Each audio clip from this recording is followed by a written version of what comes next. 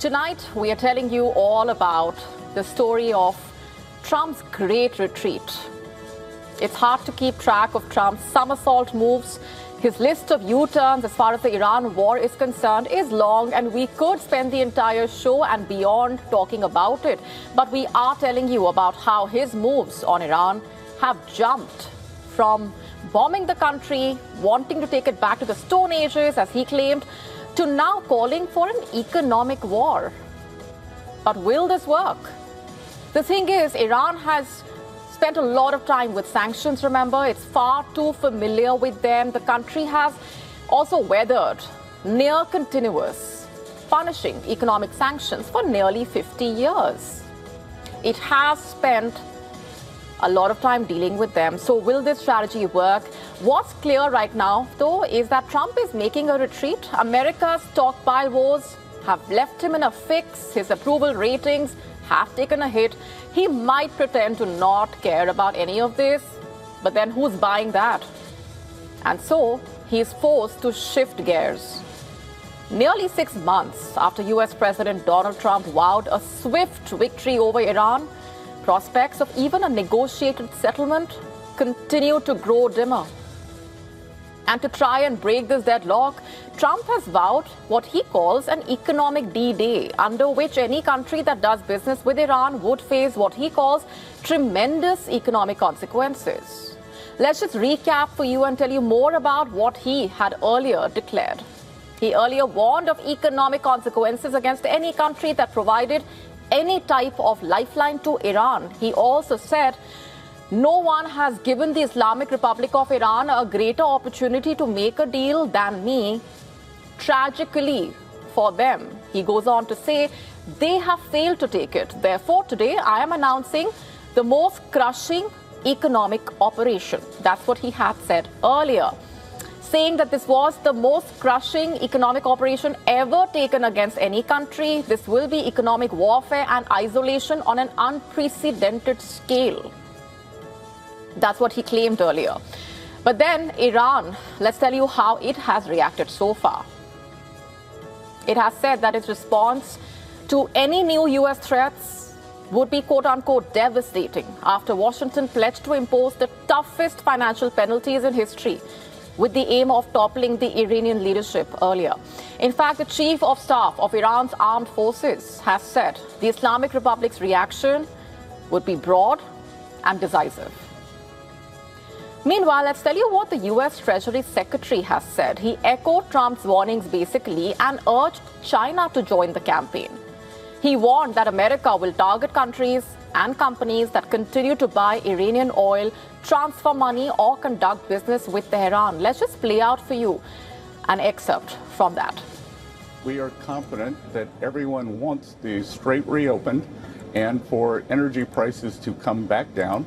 And sir, keep in mind that the Chinese get 50%, 50, the other energy from inside, from the Gulf. So it would do them a big service to get with the program. So how exactly has China reacted?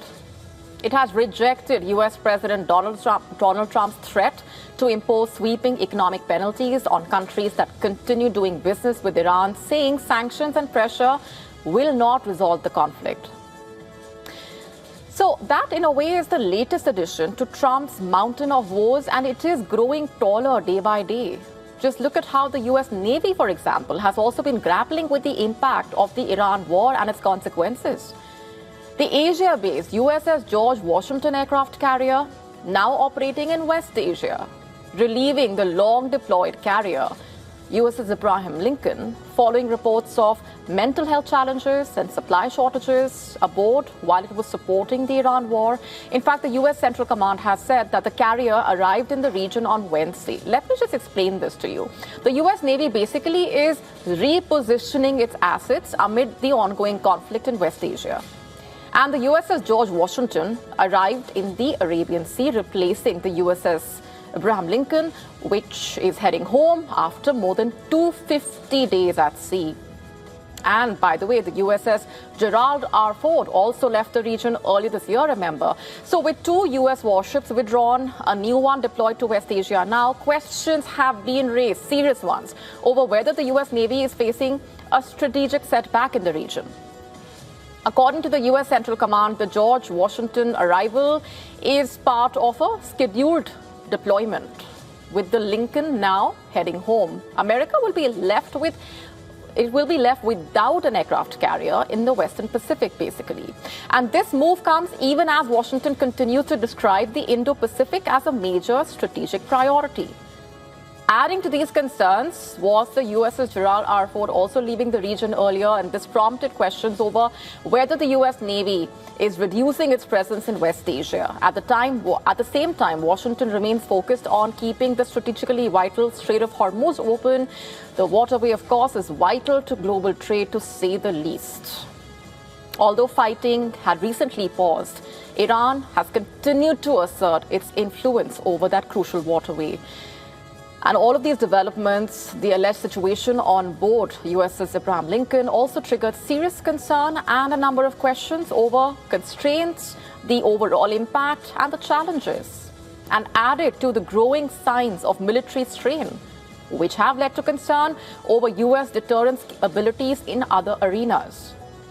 Meanwhile, the number of US service members injured since the start of the Iran war has passed 750, according to the Defense Department's war casualty database, reportedly.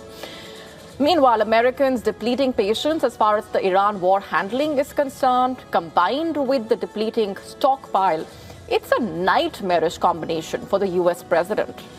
Add to that mix his own dipping ratings. So this great retreat of Donald Trump also seems to be a sign of frustration that other options have so far not delivered the results he wanted. It's yet another attempt at trying to exert economic pressure. On Thursday, in fact, the first casualty appeared to be US markets. So Trump has been under pressure to end the war, with the high fuel prices dragging down his ratings, potentially also threatening his Republican Party's control of the Congress in the midterm elections in November. Tightening sanctions entails other risks as well, especially to the US allies in the Gulf, some of whose energy facilities and desalination plants, remember, they depend on for drinking water, have also come under Iranian attack. Trump probably hoped that North Korea would help as far as the Iran quagmire is concerned. But remember, we told you how his overtures there also seem to have fallen flat. Pyongyang is pretty much signaling that don't impress it much, to the extent that it is looking embarrassing in a way for Trump. So while he might try harder there, it's hard to say if there will be any light at the end of that tunnel for him. As of now, he stands cornered from pretty much all sides, forced to retreat, running out of time and options. His last resort is to try and exert economic pressure, but will it work? This is the final push, it seems, that he badly wants to see working. To stay up to speed with the latest news, download the WION app and subscribe to our YouTube channel.